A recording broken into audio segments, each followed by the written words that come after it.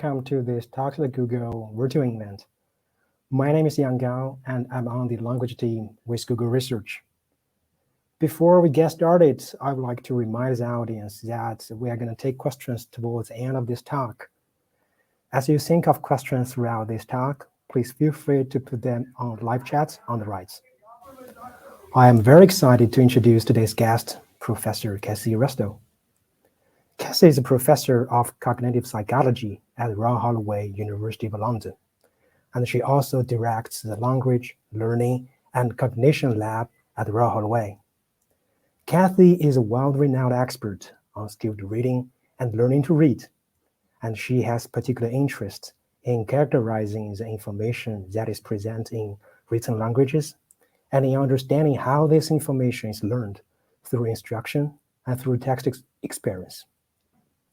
Kathy is the president of the Experimental Psychology Society, the editor-in-chief of Journal of Memory and Language, and she also sits on the board of several prestigious founding agencies. In 2020, Cassie and her collaborators were awarded with the Celebrating Impact Prize by the Economic and Social Research Council, ESRC, for their work on bringing the science of reading to how children are taught to read in classrooms around the world. And today, Cassie is going to tell us more about this fascinating line of work. Cassie, it is my great pleasure to welcome you to Talks at Google. If you're ready to go, the stage is yours. Thank you so much, Yang, for that generous introduction. And it's a huge, huge pleasure to be with you, to talk to you about such an important topic and my work within it.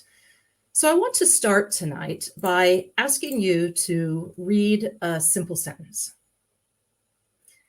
Now, this seems almost trivial, but it is anything but. The words in the passage are made of arbitrary lines, squiggles, and dots. And these arbitrary visual forms are highly confusable. So think of the difference between an N and an H, or an N and an R. So we need to operate at a level of precision that allows us to make very fine distinctions between these visual symbols. And yet, we cannot be so precise as to disrupt our recognition of the words when they occur in a different case or a different font. And we need to understand that those arbitrary symbols represent something about spoken language. In English, these symbols stand for sounds, but there isn't a one-to-one mapping between symbols and sounds, and that makes learning to read in English very difficult. Sometimes, but not always, the symbols can stand for meanings, as in the ED of decided, which indicates the past. Even beyond the recognition of these individual symbols, we've got the challenge of computing the meanings of these whole words. And that's not easy because we've got words like face, which have multiple meanings.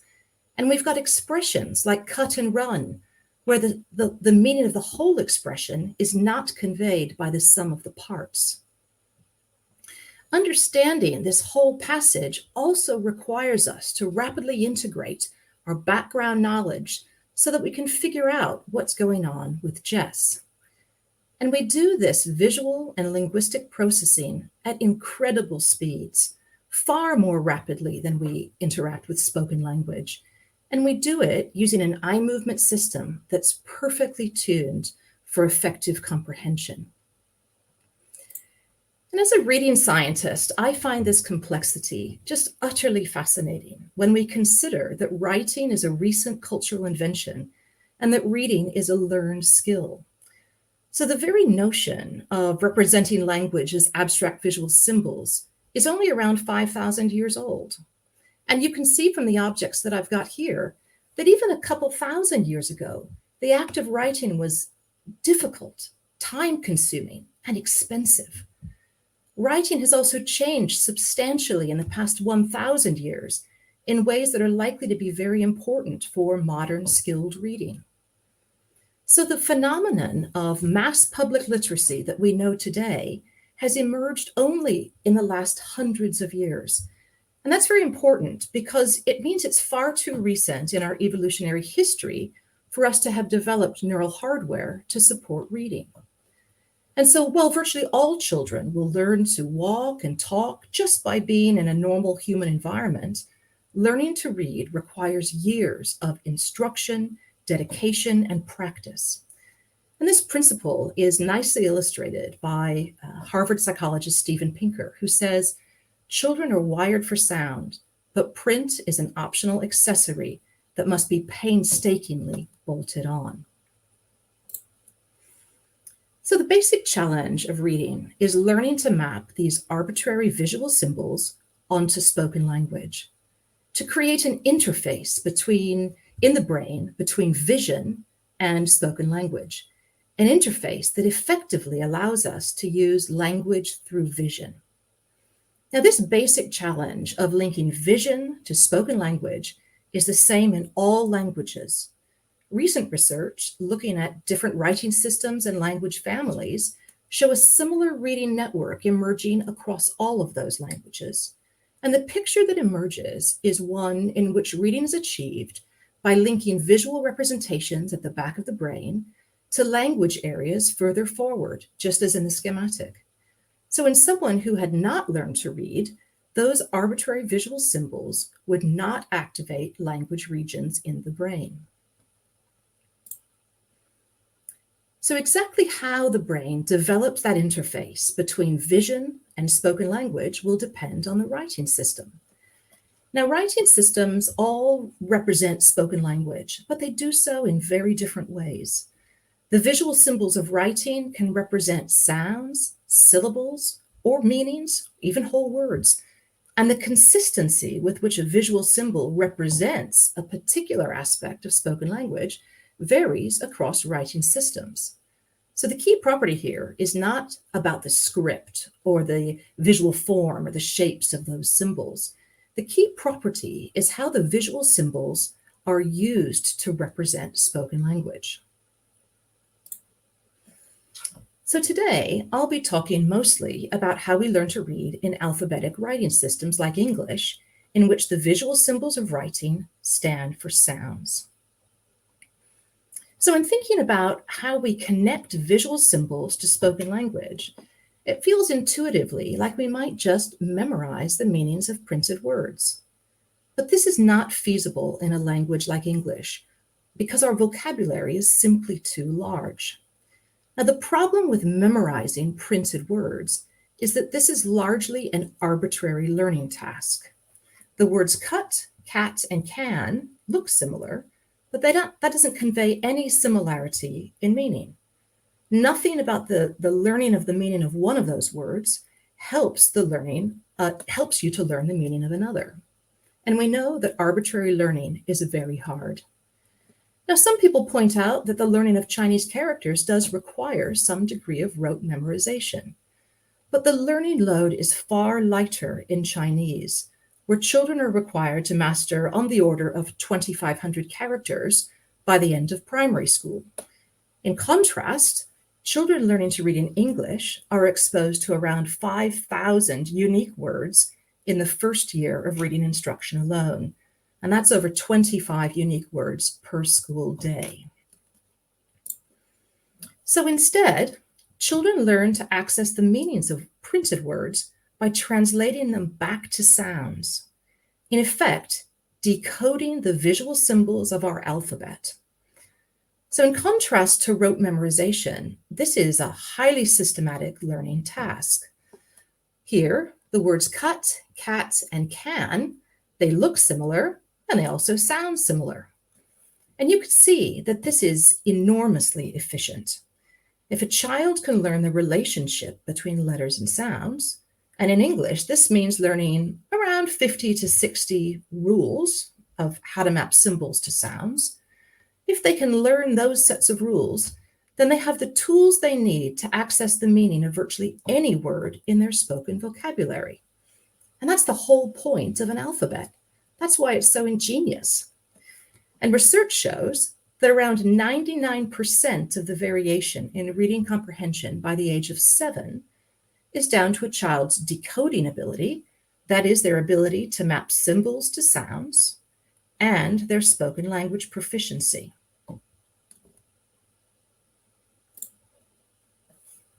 Now, I've told you so far that we transcribe our language using an alphabet.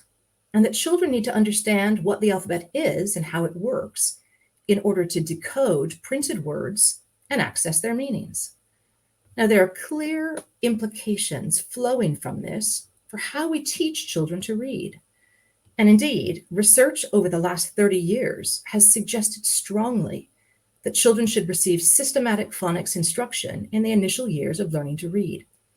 And when we talk about phonics, and lots of us who have had children go through reading instruction know about phonics, when we talk about phonics, what we're talking about is explicit instruction on how the alphabet works, what letters are, and what they represent. Now, this should seem very simple. The alphabet is a code for transcribing spoken language. Initial reading instruction, therefore, should be focused on teaching children explicitly how that code works. And thus, you might be surprised to discover that this type of teaching has not been embedded in classrooms around the world. Instead, we've had decades of vigorous disagreement, known as the reading wars, about how children should be taught to read. Now, this debate has had nothing to do with the science of reading. There's been a strong scientific consensus for over a quarter of a century. And instead, reading has become a sort of touchstone for a wider debate about educational philosophy, teacher autonomy, and even political orientation. Now, to be clear, the alternative to systematic phonics is not to teach children how the alphabet works, to hope that children will pick this up naturally, or to teach children other strategies to figure out what the words are. And some of these strategies include guessing from pictures or context, or even the shapes of words. And these strategies that are embedded in classrooms around the world can look like they're working at first, but research indicates that they'll fail as text becomes more complex and aids like the pictures are removed. Now, these problems really come into focus when thinking about just how difficult the English writing system is. Now, much of the focus on English has been on the fact that it has words that don't follow typical spelling sound conventions. So these are words like pint, where we might say, well, why is the vowel in pint different than the vowel in mint, hint, and sprint? And indeed, the presence of these irregular words is one reason why cracking the English writing system is really hard for children. And yet, even without these tricky words, the mapping between spellings and sounds is extremely complex in English. And this actually goes all the way back to the point at which English was first transcribed. And there was a desire at that point to use the Roman alphabet. But the problem was that the Roman alphabet didn't have enough symbols in it to represent all of the sounds of English. And this means that we have to reuse letters in different combinations just to make up the sounds.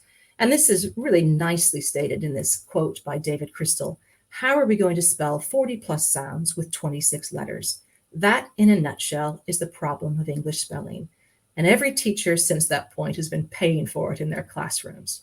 And so you can see some of the problems in the example that I've given at the bottom of this slide. And so in this case, you can see that a single sound can be represented by 1, 2, 3, or 4 letters. So we have a sound like G, the letter G, a sound like TH, a sound like IGH, or a sound like EIGH, right? Likewise, we can see that a single symbol, such as the letter G, can be associated with multiple different sounds. In this case, the letter G can be G, J, or silent. And you can see just how difficult that type of thing might be for a child. So when we're thinking about not providing systematic phonics instruction on how the writing system works, which is a choice that schools and school districts have made for decades, what we're talking about is leaving children to figure this out for themselves. And it's not hard to see why this hope for the best strategy fails. Now, still, the notion that children can just discover how the alphabet works naturally through a love of books or through parents reading to them is very powerful. And we hear a lot about it in the media when we read about reading. So at this point, I like to bring in the analogy of learning to read music. So if you don't already know how to read music, it's hard for me to imagine anyone suggesting that a child could learn to read music without explicit instruction on what the notes are or the notation used to indicate their duration and what the other symbols mean. But in fact, music is a far, far easier code than writing. In music, there's no ambiguity about how many symbols you need for a single sound. One symbol gives one sound, and there's no inconsistency. So the symbol for middle C is always the symbol for middle C.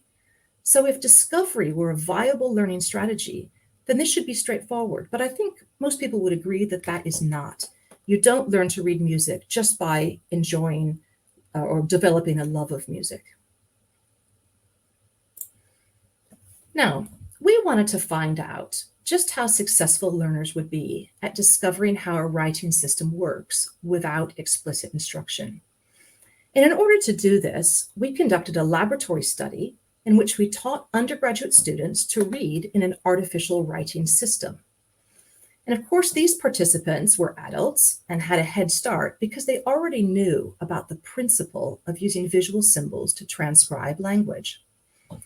So participants came into our lab for around 2 hours per day for 10 days to learn the pronunciations and the meanings of words printed in an archaic script. And so you can see what those look like here on the slide. So this was an archaic script, and we made up words like bav and feig and zug and gave them meanings. And the key manipulation was that one group missed the first day of training and instead got 30 minutes of explicit instruction on how the writing systems worked. And I'll tell you what they were told. They were told that the first 3 symbols mapped onto sounds. So in this top left corner, we've got bav. So that first symbol is b, a, v, and then the last symbol indicates the semantic category. So you can see on the top 2 words, that last symbol is reflecting fruits and vegetables. And the bottom line, that last symbol is reflecting animals. So one group was told at the very beginning how the writing system worked. They received instruction. And the other group just learned the novel words without being told that there was an underlying pattern. And following that first day in which the groups deviated, following that day, they had an equivalent experience for the next 9 days. Now, we weren't looking just at whether participants could learn the novel words.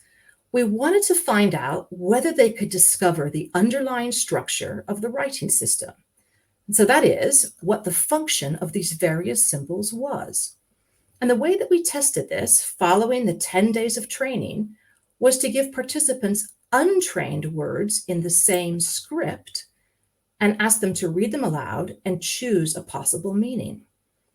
So if participants had discovered how the writing system worked, then they should be able to do this. And we can see in this case, if you know how the writing system works, you know that that initial letter is a f, and the second one is an a, third one is a v, and that last symbol indicates that it's a fruit or veg, so it must be a carrot. Right? So in terms of the results, participants all learned the trained novel words to a very high degree of accuracy. However, when we look at how they did in generalizing their knowledge, we see stark differences. So in this illustration, the red group are those who are left to discover how the writing system worked simply through their experience with the words. While the blue group are those who got 30 minutes of explicit instruction at the beginning, just like I gave you. So if we look at the right-hand side of the figure, what we see is that a few of the red group, and these are the discovery learners, managed to use what they had learned to read the unfamiliar items. So they had managed to crack the code. Those are the ones indicated in red. They'd managed to do it. But over 3/4 of these learners failed to do so, despite 18 hours of training. In contrast, virtually all of those participants who got explicit instruction at the beginning were able to use their knowledge to read the new words. And this pattern of results is very much like what we see in classrooms that embrace the notion that children can just discover how to read. Some children succeed, but most do not. Now, that's a bit of a sad story, but on the other hand, this experiment emphasizes the power of explicit instruction. So the explicit instruction given comprised less than 3% of the total teaching time, and yet it totally transformed outcomes, bringing all learners in that blue group to the same high standard. Now, at this point, many people argue that phonics is not all there is to reading. And at this point, any reading scientist would say, of course it's not. Yet it is a necessary foundation for all that comes later.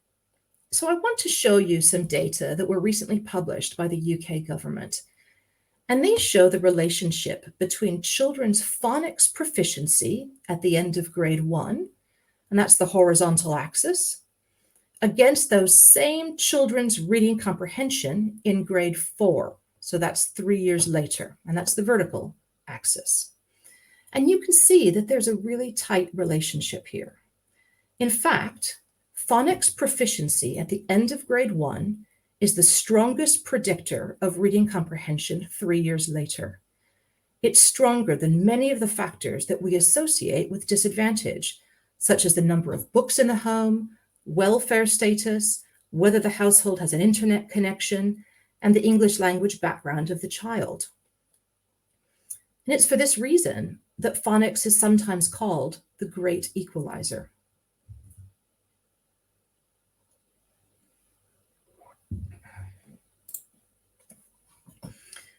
Now, phonics is the instruction, but it's not the learning.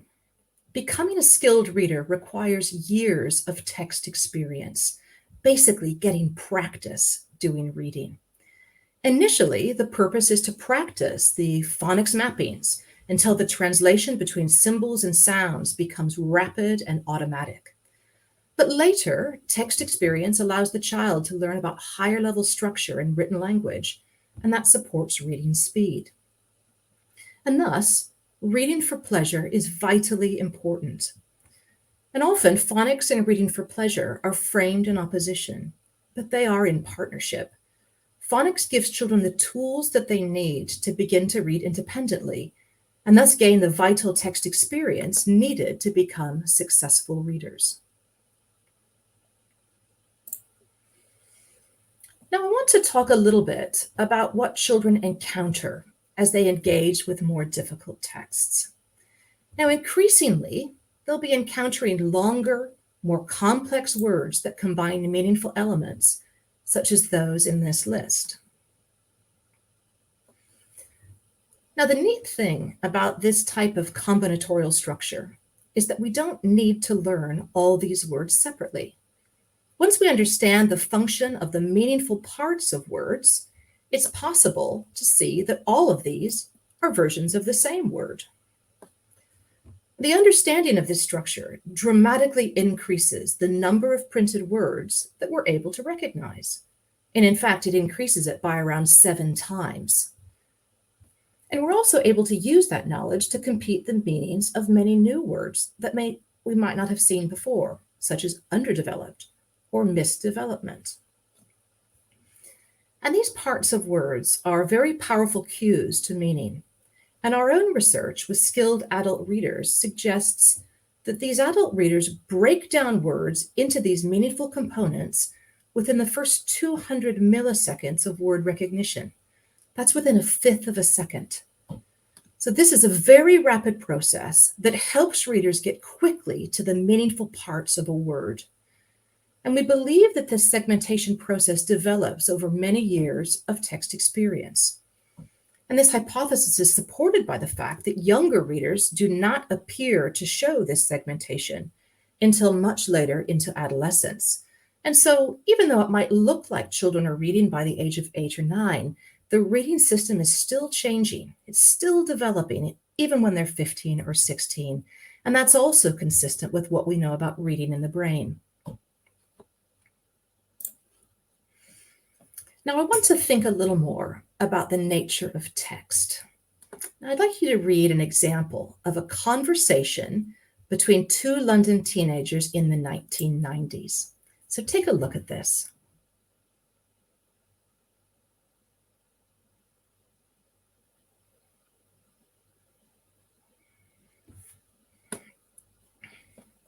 And I want you to compare this to a classic piece of text that children of the same age are frequently asked to read as part of their English curriculum. So remember, these are children of the same age.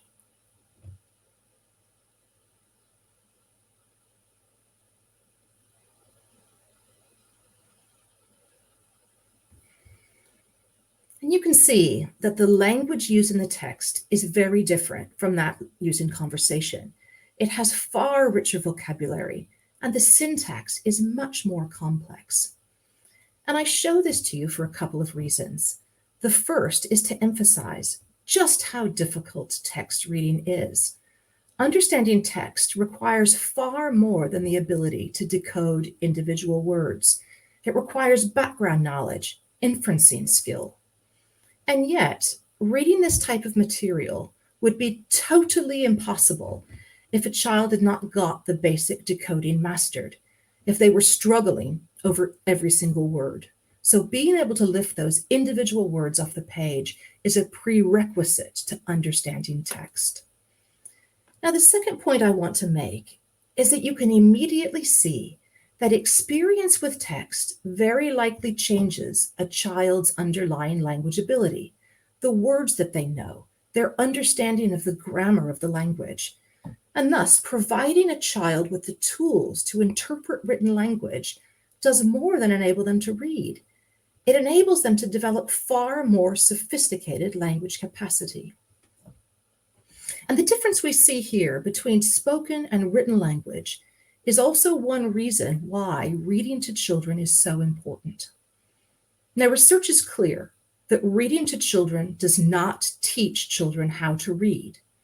However, it very likely exposes children to language that they would not be encountering through their typical interactions in the world.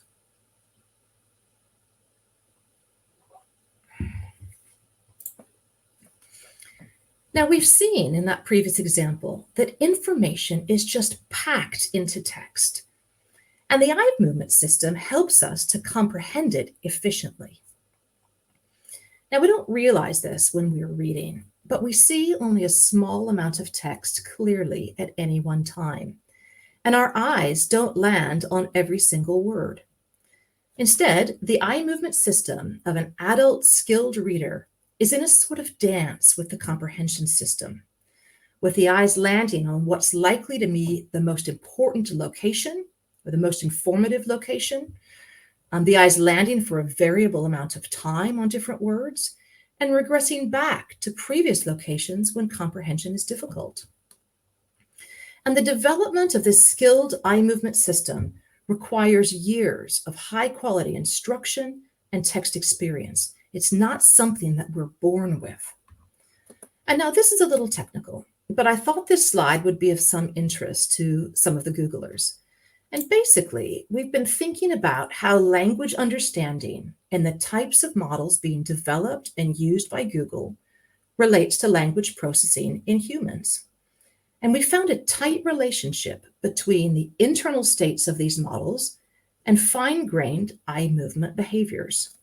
So the graphs that I've shown here are looking at a language model called GPT-2. And they're looking at a property called surprisal, and that's on the horizontal axis. Now, surprisal is basically a measure of how unpredictable a word is given preceding context.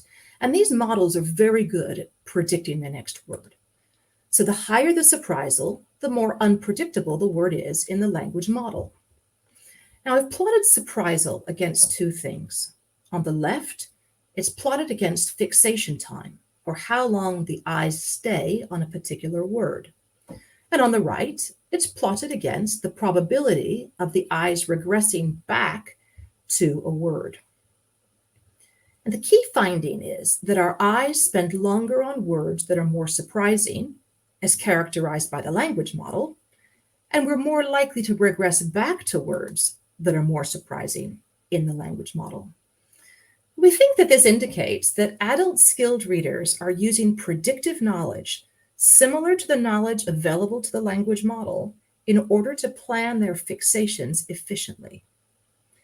And of course, this also means that through all of these years of text experience, readers are picking up on predictive relationships between words and using them to enhance their efficiency as they read.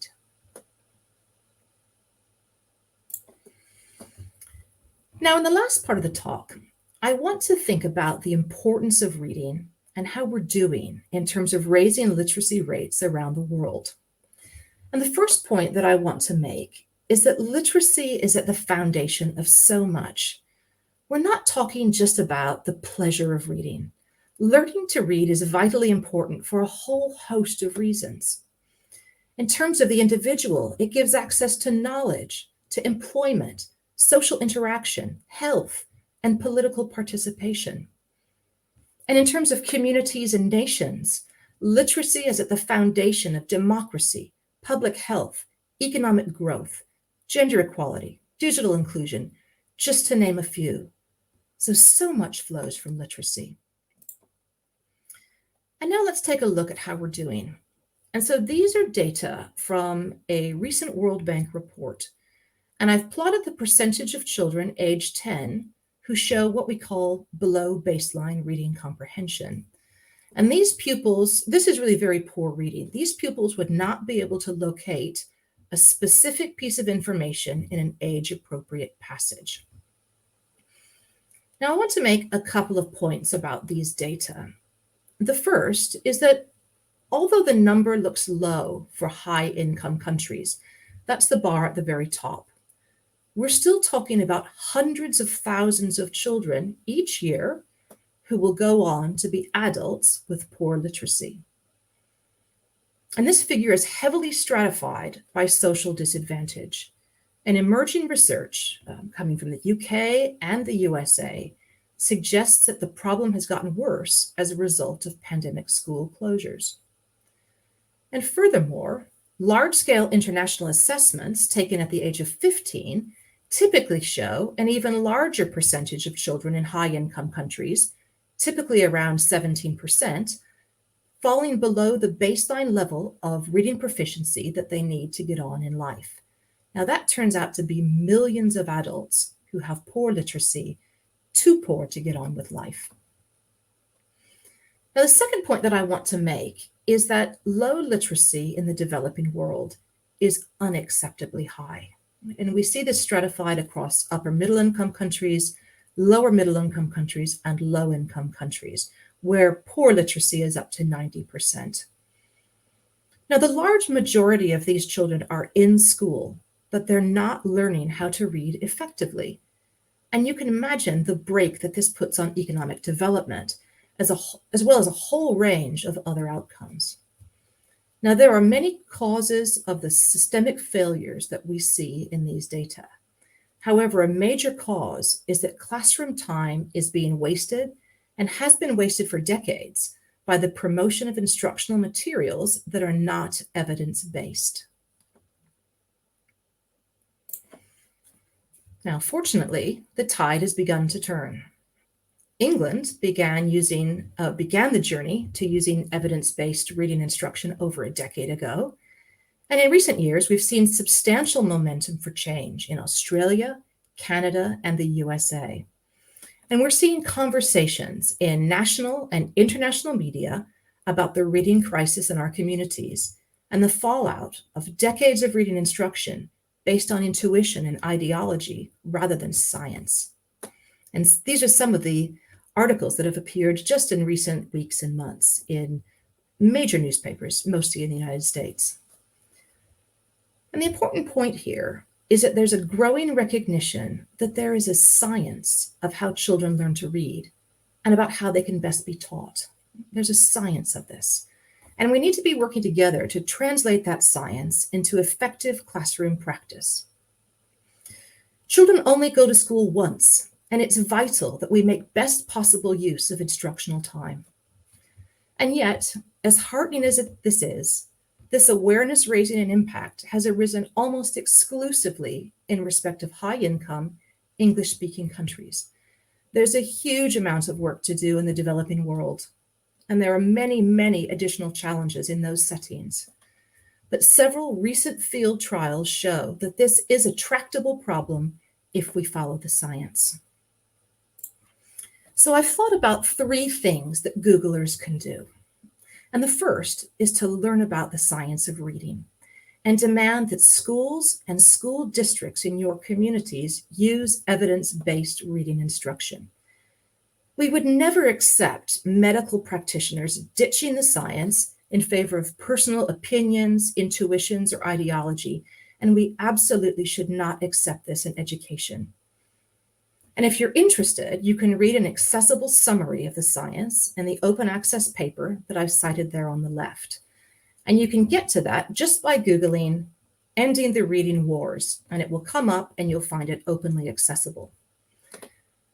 You can also tune into the podcasts and the outstanding journalism of Emily Hanford, who describes the science in relation to practices in the USA in particular.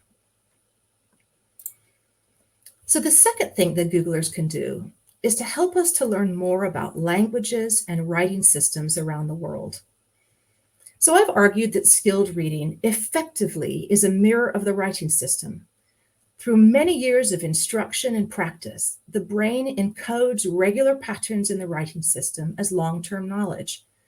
And this means that in order to understand reading and how it should be taught across languages, we need to have a deep understanding of those languages and writing systems.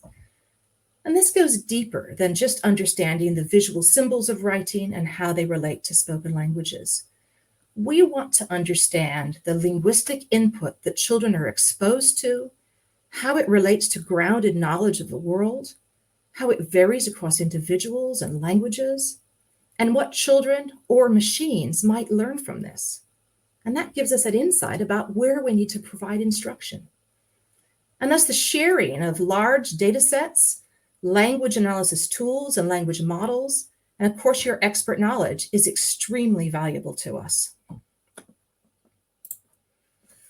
And finally, I think Google can use advances in digital technology to reach low literacy populations at scale. Now, the availability of children's books is a significant problem in many households and schools around the world.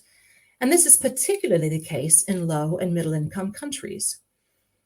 And you won't be surprised to know that many children's books are also restricted to a small number of languages. So in thinking about how to crack this problem, I discovered Google's Read Along project, which offers considerable potential to address these challenges. So the app offers children's books in English and in a range of European and South Asian languages. And some of these are spoken by hundreds of millions of people. The app features Dia, who listens to the child as they read aloud and highlights incorrect pronunciations. And this is important because many children will be living in homes without a literate parent or caregiver. Now, the app isn't perfect yet, but I think there's considerable potential here for many more books and languages. For example, the introduction of instructional games based on the reading science. We could improve motivation through gaming features. And of course, this would be a wonderful data resource for people like me who study how children learn to read. So I'd love to get in touch with a team who's working on this. So I want to sum up with 3 points. The first is that I hope I've convinced you that reading, despite the fact that we can all do it, it's an astonishing skill that allows us to use language through vision. It's almost impossible to overstate how the cultural invention of writing and hence reading changed human capacity and the advancement of civilization. The second point I want to make is that reading is not a skill we are born to have. It doesn't come naturally, but it's one that can be acquired through years of instruction and practice. And we know from 30 years of psychological research how this acquisition process happens.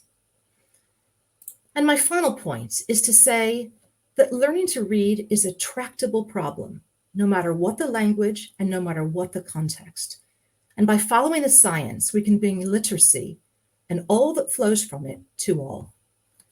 Thank you very much. And I'm happy to take some questions. Thank you, Cassie. Thank you. We've got several questions. Oh, great. And let's see how many we can go through. Here, first one from SW. Is there a single method for phonics that works best, or do different methods work best based on cognitive learning styles?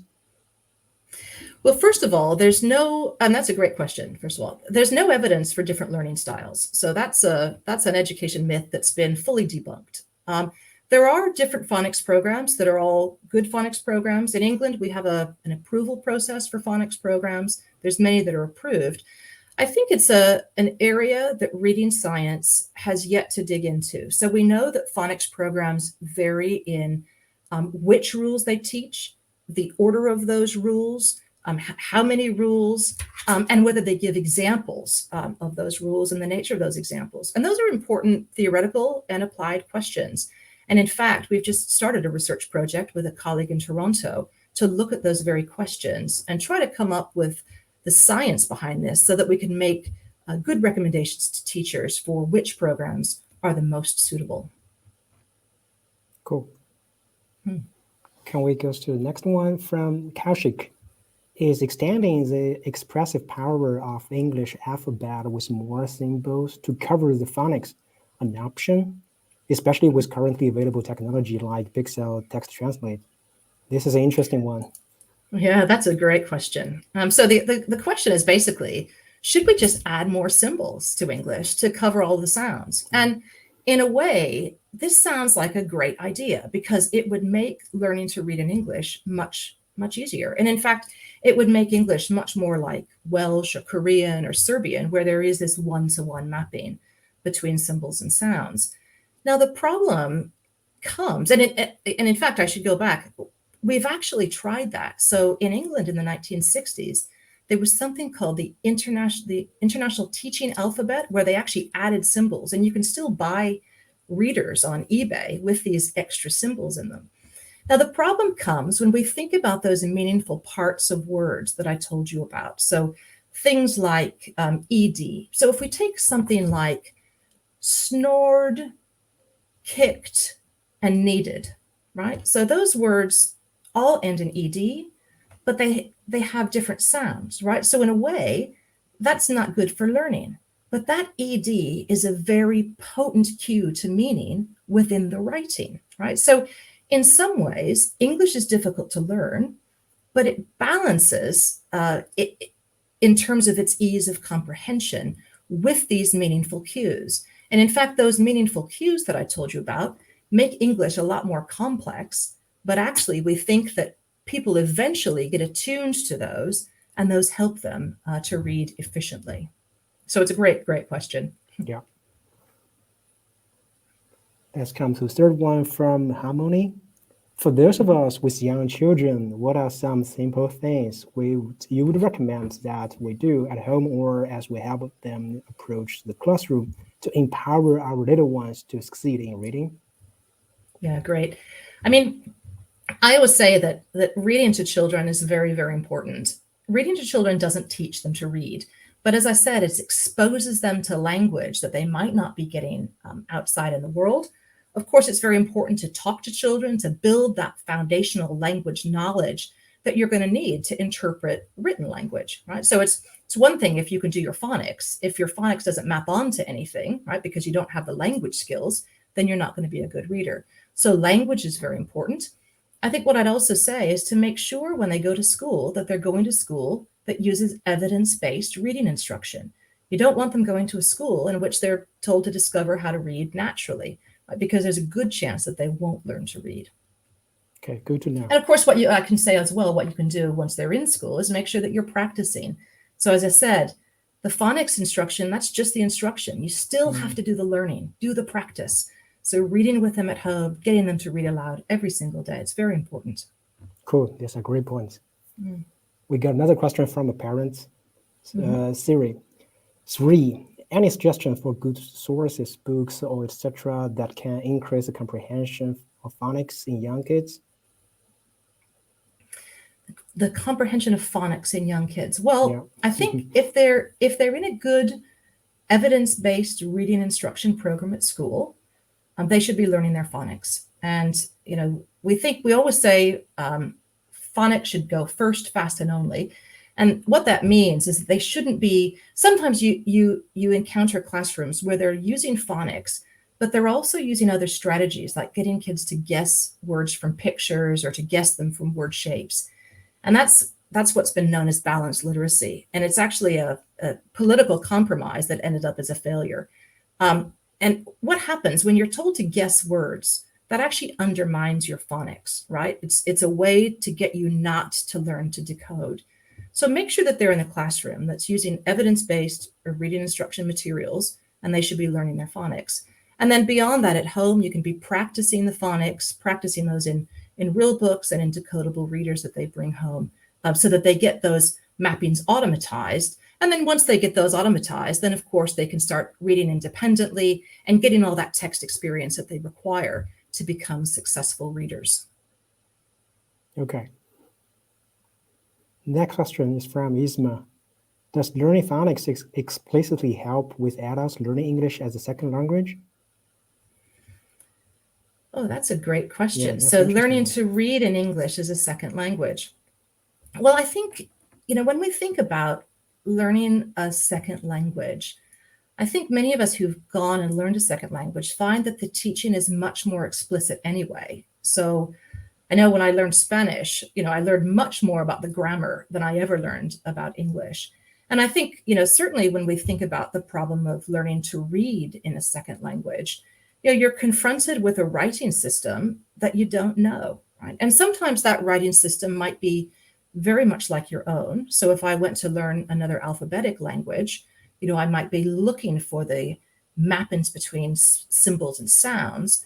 But if I went to learn, a language that was syllabic, so where the symbols represent whole syllables, or something like Chinese, I need instruction to point me in the right direction, to tell me what I should be learning. So I would say in all cases, when you're learning to read, you should provide explicit instruction on how the writing system works, right? There's just no point in getting people to try to discover that and, fumbling around and maybe succeeding and maybe failing. So always use explicit instruction on how the writing system works, would be my answer. I see. So next one is from Chris. How do disabilities like dyslexia affect phonics ability to assist in reading? So can you just repeat that, Yang? Because I just missed some of that. How do disabilities like dyslexia affect the phonics ability to assist in reading? Okay, so this is a question about dyslexia, and I could give a whole another talk on dyslexia. I think, there have been some challenges in the dyslexia space in actually saying, well, what is dyslexia and how should we diagnose dyslexia and what should be the intervention? And I think the critical point to say about dyslexia is that dyslexia is something in which children struggle to learn to read and spell. And it's on a continuum. So there's not really a qualitative difference between, struggling readers and dyslexic readers. So that's one point. The second point I'd say is that, whether you have a diagnosis of dyslexia or not, or you're just a person who's struggling with reading, the same intervention is called for. And what we say is that children need to practice their oral language. They need to develop language skills, and they need to learn that mapping between spelling and sound. And typically, people who struggle to learn to read and those who have a dyslexia diagnosis typically have a problem in language, either language or in mapping symbols to sounds. And so that's where the intervention lies. A language intervention, building those language skills, and really focusing on developing that mapping between symbols and sounds. And I think also when we're thinking about poor reading, we should really think about not labels, but actually, what's the cause of the poor reading? Is the cause that you haven't learned that mapping between spellings and sounds, or is the cause that you have low language? And there's great research now on oral language and the oral language foundations of reading. And it's thought that up to 2 children in every classroom actually have low language. And so that's a very important statistic in terms of what teachers should be doing in the early years to build those foundational language skills that actually reading then is bolted onto. Cool. Next question is from Laura. Some frequently used words in English like the and this have pronunciations that are uneasily explained by phonics. Is there any harm in including a handful of sight words along with phonics? Yeah, that's a great question. And I mean, it gets to this point that, because of the history of English, and English is very old and hasn't really been regulated. And there was a lot of pronunciation change over the last several hundred years in which spellings didn't change. So we've ended up with these cases where words like the or pint or have, which have some kind of irregularity, and we have to learn those separately. And so there's a big debate in the phonics literature about whether you should teach these what we call tricky words or irregular words separately. And the research thus far suggests that judicious teaching of, a handful of these tricky words does not interfere with phonics instruction. And if you want to learn about the science, you can go to that open access paper, and we have a whole section there about what we call sight word teaching and how this, comes together with phonics instruction. So I'd say the research at the moment says judicious use of sight word training doesn't interfere with phonics teaching. Cool. We got another question from Isma. Can you say more about the data on languages where symbols match sounds? Young readers show improved understanding later on similar to young English readers who understand phonics. Can you just repeat that, Yang? Sorry, right. I can't. It's too small for me to read. So Isma would like to know more about the data on languages where symbols match sounds. So are young readers showing improved understanding later on similar to young English readers who understand phonics? Oh, that's a great question. So, when we look across languages, if we look at European languages, there are some languages like Italian that are very transparent. It's much, much easier to learn the symbol sound mapping because there's not so many irregular words, right? And that's why many singers can actually learn the rules of Italian and sing it without actually knowing what they're singing. And so when we look at how children learn to read across these different languages, we find that children's decoding, their learning is much faster in languages where you have a transparent mapping between spelling and sound. So these are languages like Italian. But actually, there's no evidence that their comprehension is better when they get to be older readers. So it seems that there's some sort of stage where we have to be able just to get the words off the page, but then there is a limit to, how rapidly that we can read or how quickly we can comprehend text. And that doesn't seem to differ, to my knowledge, given existing research across languages. But it's a great question. We got another question from Kaushik. How does different alphabets for different languages compare in terms of their ability to impact literacy, controlling for income level, etc.? Is there a script that is best suited for literacy? Oh, that's very interesting. So I often think about, if we, there was actually an exercise not too long ago in Canada in which they came up with a writing system to unify some of the Inuit languages. And of course, what we do now, if we did this, if we sat down to transcribe English, we'd get psychologists and linguists together to talk about what would be the optimal way to transcribe English. And that's not a trivial question, right? Because languages also differ. And so this is certainly an active area of research at the moment, thinking about, what is the optimal script given a particular language. And of course, that will differ across languages. So if we think about something like Japanese spoken language is very ambiguous. There's many, many homophones. And so in effect, the writing system, the kanji that's used, these are characters, these are very difficult to learn, but they disambiguate the language very well. So that writing system is suited to Japanese, even though it's hard to learn. So it's a very, very complicated question, but one that's fascinating and that many, many reading researchers are actively looking at the moment. Okay. A final question from myself. Are deaf children have more difficulties in learning to read? I mean, intuitively, the loss of hearing may impact their ability to learn to speak. But from what you said, it seems that the deaf children or people who lose their hearings may also have difficulties in developing reading capability. Is that true? Yes, I mean, we do know that deaf children do struggle to learn to read. And you can think about this in that triangle framework that I showed you. So when we learn to decode, we're learning to map spellings onto spoken language. And so if you have difficulties with what we call phonology, so this is your understanding of sound, then that's going to make learning to read difficult. And so indeed, learning to read is difficult for many deaf children. Now, you also asked, Yang, what happens if you lose your hearing, which is a very interesting question. But typically by then, if you lose your hearing, say, in older age, you would have already developed that interface between vision and language in the brain, right? So you've already done that work to develop that pathway. So I think it's unlikely. You certainly wouldn't lose any reading ability straight off. Although I think it's an interesting question, if you lose your hearing, how that affects your reading then over time. Yeah, great question, Yang. Cool. Well, not sure whether we have time for taking one more.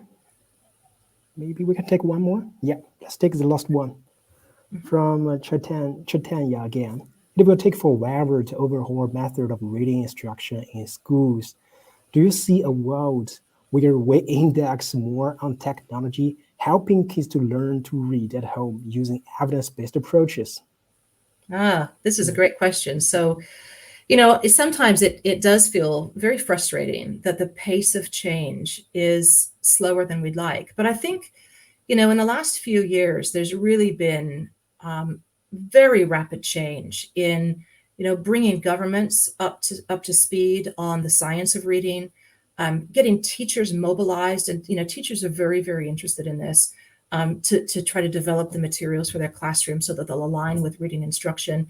And of course, even large organizations like the World Bank are now transforming their approach to how they work in the developing world so that it's aligned with reading instruction. And I think this is incredibly positive. So I actually see a world in my lifetime where we're using evidence-based approaches in every classroom. Now, I think that there is certainly a role for technology, and that's why I highlighted the Google Read Along app, because, in many homes, you don't have a literate caregiver. And so I think, if any technology can help to motivate children to learn their phonics, to be motivated to read text, and we know that interest wanes over time in some adolescents, well, this can only be a help. So I think, if there's Googlers that have the skills to bring this to people at scale, I just think that's would be a terrific contribution. Great. Before we leave, I'd like to ask, where can we find more of your work on the internet? Any websites or social media accounts or podcasts that you want to share? Well, if you are interested in my work, you can just Google me, Kathy Rastle, and you'll get to my webpage at Royal Holloway. And I also have a lab webpage. It's just called rastlelab.com. And if you're interested in connecting about any of this, you can always email me, and I try to respond. Very interested in connecting with people with different sorts of skills, teachers, Googlers, to create change. Thank you, Cassie, for giving us a talk and sharing insights. Thank you. Thank you very much. Thank everybody for tuning in.